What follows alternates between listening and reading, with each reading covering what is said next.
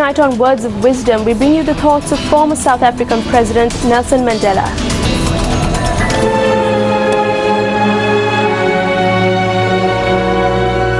A nation should not be judged by how it treats its highest citizens, but its lowest ones. Nelson Mandela, former South African President.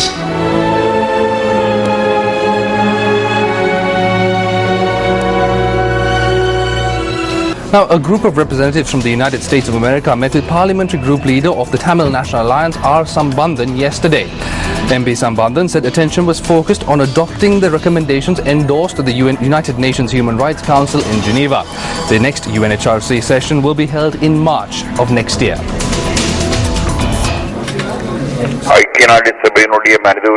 They inquired from us whether the recommendations adopted at the UNHRC in 2012 and 2013 were implemented or not.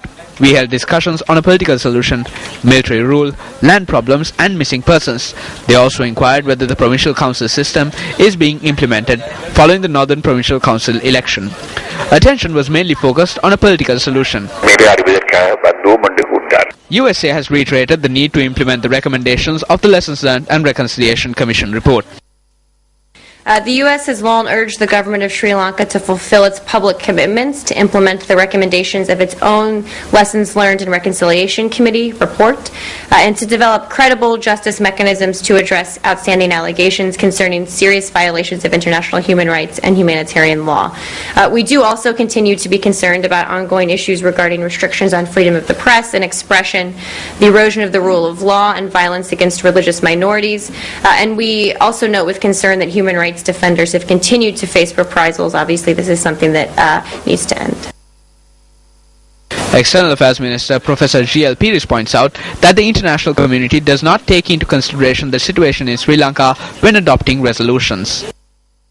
In September 2011, notice of a resolution was given by Canada and found that there was no support at all. Even to initiate it, there was no support. The United States took over and the situation changed 180 degrees. What does that mean?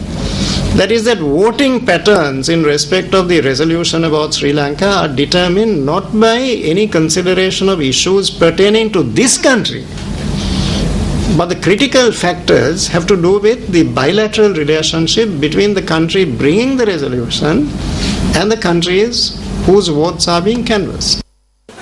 However, United National Party parliamentarian Sajid Premadasa states that shortcomings in the government's foreign policy is the main reason for this situation.